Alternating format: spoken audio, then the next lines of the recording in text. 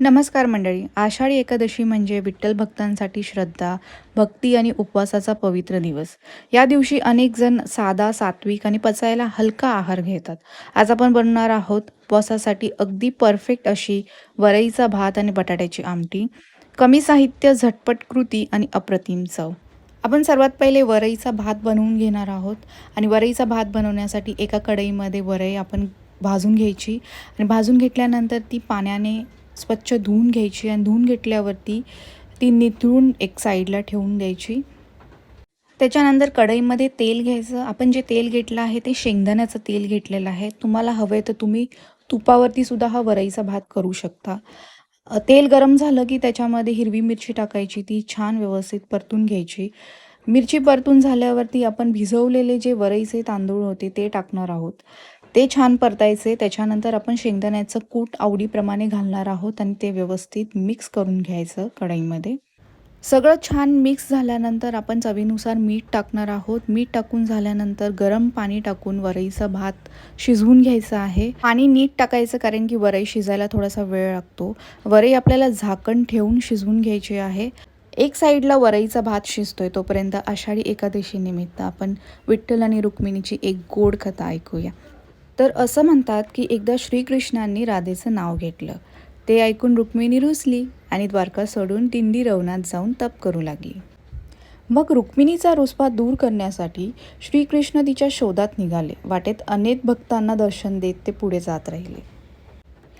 त्याचवेळी पुंडलिक आपल्या आई-वडिलांची सेवा करत होता. कृष्ण त्याला भेटायला आले, पण पुंडलिक मात्र सेवेत मग्न होता. पुंडलिकाने भगवानांना थांबण्यासाठी एक वीट पुढे सरकवली. श्रीकृष्ण त्या विटेवर हात कमरेवर ठेवून उभे राहिले. पुंडलिकाची सेवा पूर्ण होईपर्यंत त्यांनी संयमाने वाट पाहिली.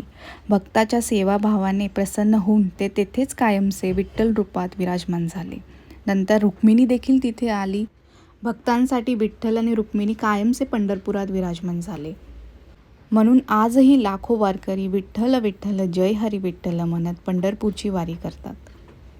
आज आपण ज्या पंढरपूरच्या विठ्ठल रुक्मिणीचे दर्शन घेतो त्यामागे ही सुंदर कथा नेहमी सांगितली जाते. तर आपला वरईचा भात आपण बघूया शिजलाय की नाही. झाकण काढून परत एकदा मिक्स करून घ्यायचं आणि पुन्हा एकदा आपण झाकण ठेवून ते शिजवून घेणार आहोत. तर वरईचा भात शिजलेला आहे. त्याच्यावरती आपण भाजलेले शेंगदाणे टाकणार आहोत. हे असे कच्चे शेंगदाणे भाताबरोबर खायला खूप छान लागतात. एकदा छान मिक्स करायचं आणि हाताने आपण जसं आपण नेहमी आपला भात शिजलाय की नाही बघतो तसं वरईचं तांदूळसुद्धा बघायचं. येस, परफेक्ट शिजलेला आहे आणि आपला उपवास स्पेशल वरईचा भात रेडी आहे. वरईचा भात झाल्यानंतर आपण करणार आहोत बटाट्याच्या आमटीची तयारी. तर सर्वप्रथम आपण पातेल्यामध्ये शेंगदाण्याचं तेल टाकलं. नंतर त्याच्यामध्ये जिऱ्याची फोडणी द्यायची आणि मिरचीचा ठेचा, लाल तिखट देऊन ते छान चमच्याने मिक्स करून घ्यायचं. आणि ते मिक्स होतं आहे. त्याच्यानंतर उकडलेला जो बटाटा आहे तो हातानेच कुस्करून टाकायचा. असे आपण 2 बटाटे हाताने कुस्करून मॅश करून टाकलेले आहेत. मॅश केलेले बटाटे एकदम त्याची पेस्ट नाही करायची, ते आपण जाडसरच ठेवणार आहोत. इकडे मी 2 बटाटे घेतलेले आहे. ते टाकून झाल्यानंतर ते छान मसाल्यामध्ये मिक्स करून घ्यायचे.